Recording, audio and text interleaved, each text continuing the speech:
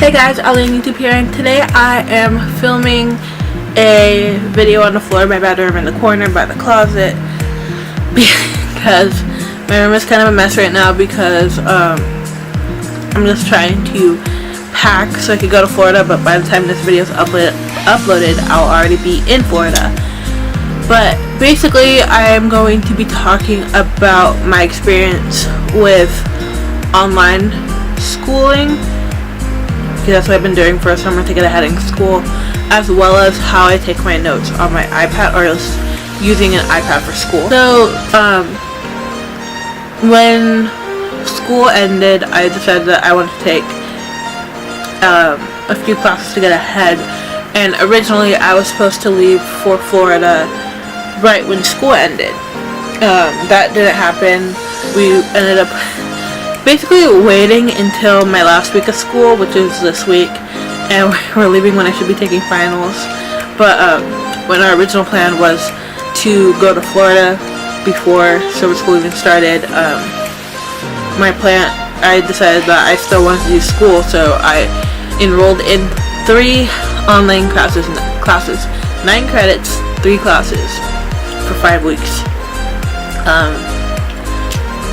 First off, if you're going to be doing any sort of program that's like 5 weeks for college, I would suggest not doing more than at least 2 classes, because the past 4 weeks, I'm on week 5 right now, but the past 4 weeks, I guess 5 now, I've been so overwhelmed that it's so stressful trying to do assignments, because each class has a set amount of assignments. We're doing 15 weeks of lessons in 5 weeks, so they have to break down that many classes to fit into the summer school schedule. That means you have to do, I don't know, 3 weeks worth of lessons in a week, and 3 weeks worth of lessons in a week, and it's just so much reading and writing and discussion posts, and then you also have to do forms and respond to discussion posts to interact with students, because you don't have that. I don't know if other professors do that, but at my school, my professors are like, oh, turn to your partner and talk about this. You don't have that with online schooling, so you have to respond to the discussion posts, which we all have to do. And we also had like weekly meetings. For one of my classes, we had 2 weekly meetings, one the first week where we just asked general questions ask the professor, and when I say weekly meetings, like, it was actual like video chat. And then the second time we met was actually last Saturday, and we just had to ask about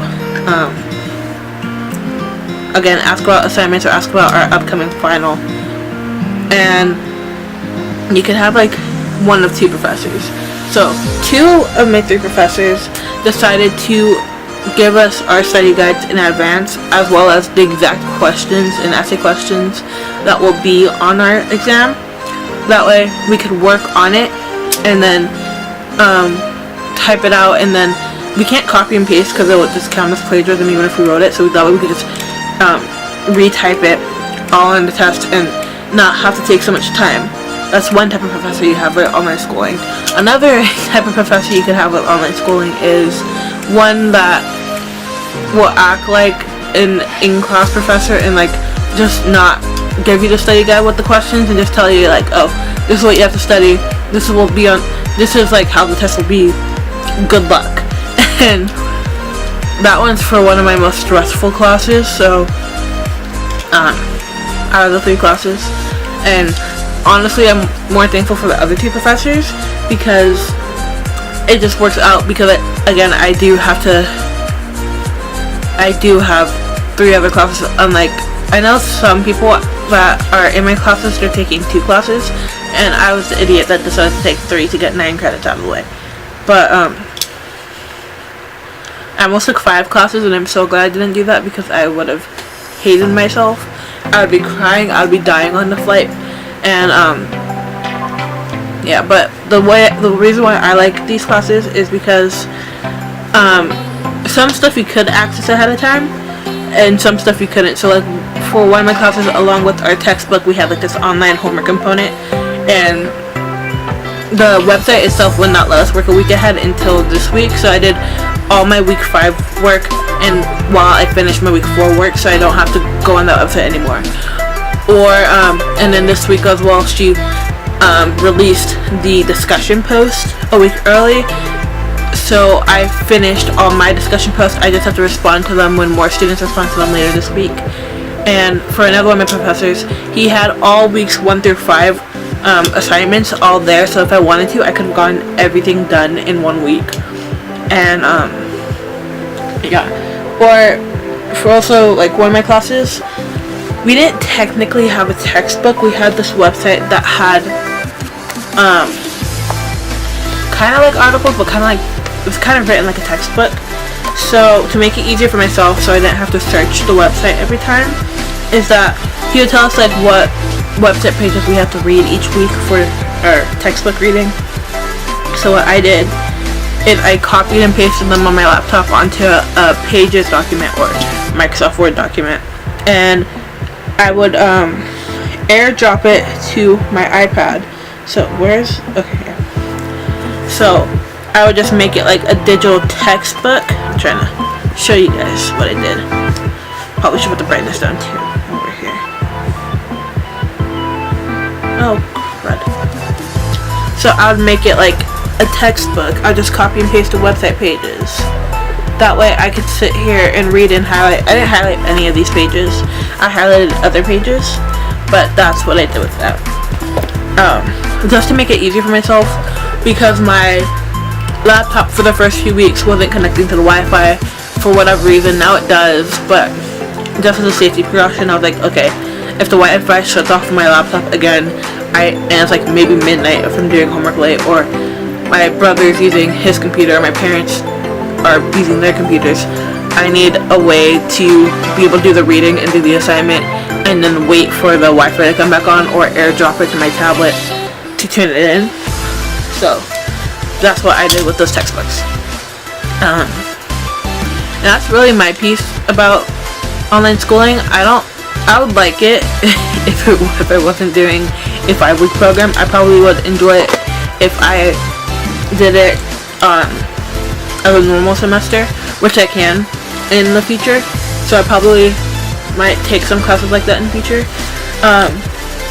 And it's technically not like work at your own pace. It is work at your own pace, but it isn't, because you still have to turn everything in within the deadline. So if I had an assignment due this week, most of my assignments were due at the end of the week, so I could start them Sunday if I wanted. I could start them Tuesday. I have very few assignments due Wednesday, so I blocked it off. Like Mondays I'll work on this class, Tuesdays I'll work on this class, and then Wednesdays I'll work on this class. Whatever assignments I don't finish on those designated days, I still have Thursday through Sunday to finish them. And yeah, so before I end this video, I'm just going to show you how I use my iPad for school. So basically my big iPad, it is an iPad Pro 12.9 inch, and I use it with my Apple Pencil, which is in here. And basically I would airdrop all my documents from school, as well as I had it printed just in case there's just some technical difficulty. But I would airdrop it. Let me lock my screen real quick. I would airdrop it to my Notability app, and I have tabs in my Notability app for each class. So Poly 150, Hist 151, and then UBBL 100. So like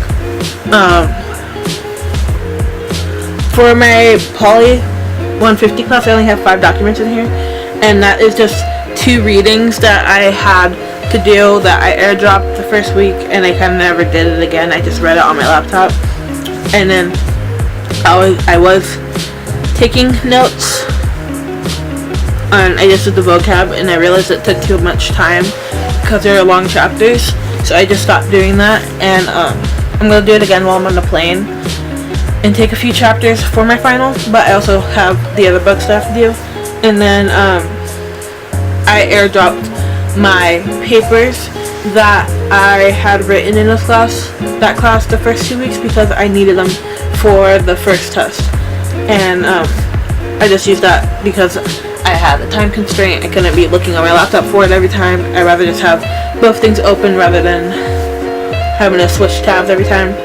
In my UBBL, I have all the extra readings that I needed to do for discussion post, and there's only 5 of them, so I just have them all here. And